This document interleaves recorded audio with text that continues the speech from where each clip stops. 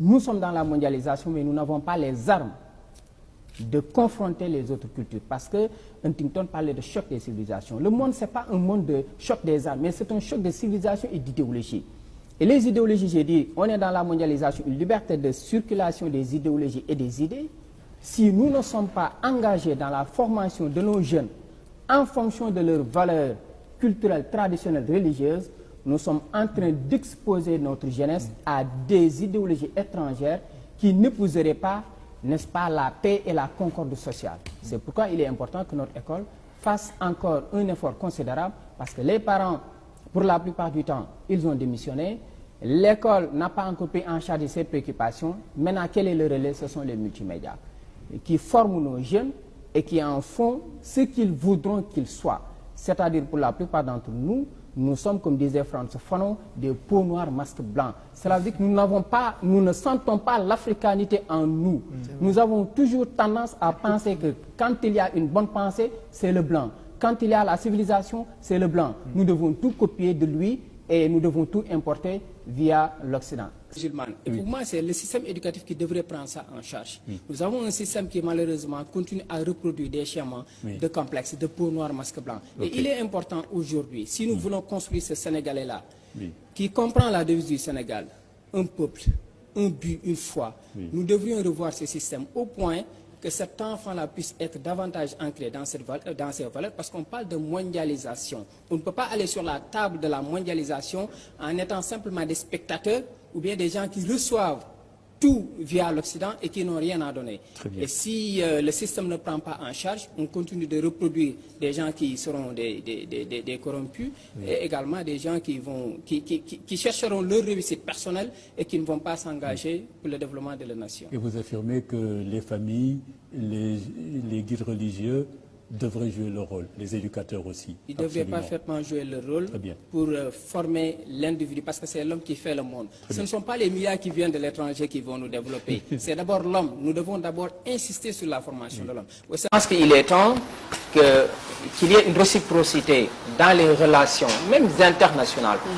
Il est temps également que les Africains eux-mêmes prennent en charge leur propre destin. Moi, je suis de l'avis de ce grand homme politique qui disait que les États n'ont pas d'amis, ils n'ont que des intérêts. Et pour moi, il n'y a pas de miracle, il n'y a que de la volonté. Parce qu'il y a une nouvelle jeunesse. Je suis optimiste.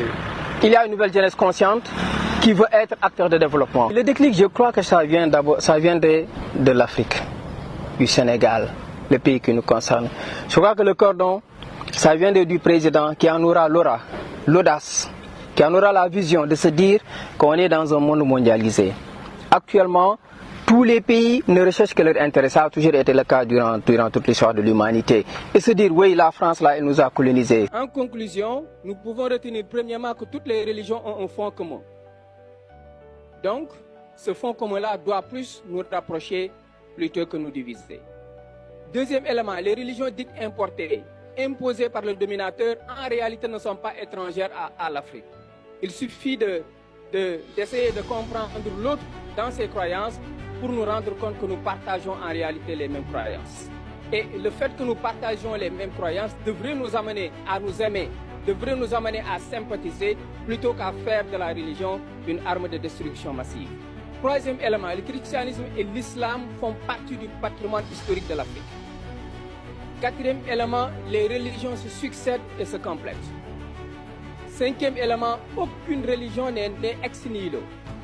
Sixième élément, la pluralité des croyances en Afrique est une richesse qui doit servir et non desservir. Septième élément, la diversité religieuse en Afrique dans la forme, mais c'est une unité dans le fond. Huitième et dernier élément, le fondement religieux d'une unité politique africaine qui doit être le vœu le plus cher de Cheikh Anta, à savoir les États-Unis d'Afrique. Je tiens à préciser cette phrase très intéressante qui se trouve dans les premières pages de Nation Nègre et Culture. Là où Cheikh Anta dit, le cite, « Mais comprenons-nous bien, je tiens à dire que je ne fais aucune allusion à la véracité de la religion musulmane ou chrétienne. Je pense que tout Africain sérieux qui veut être efficace à son pays à l'heure actuelle évitera de se livrer à des critiques religieuses. La religion est une affaire personnelle. Ici, il est question uniquement des problèmes concrets qui doivent être résolus pour que chaque croyant puisse pratiquer librement sa religion dans les conditions matérielles meilleures. Il serait donc malhonnête de lire ce livre avec l'intention secrète d'y trouver un seul mot permettant de le jeter en criant au blasphème. Fin de citation, Cheikh Anta Diop, je vous remercie.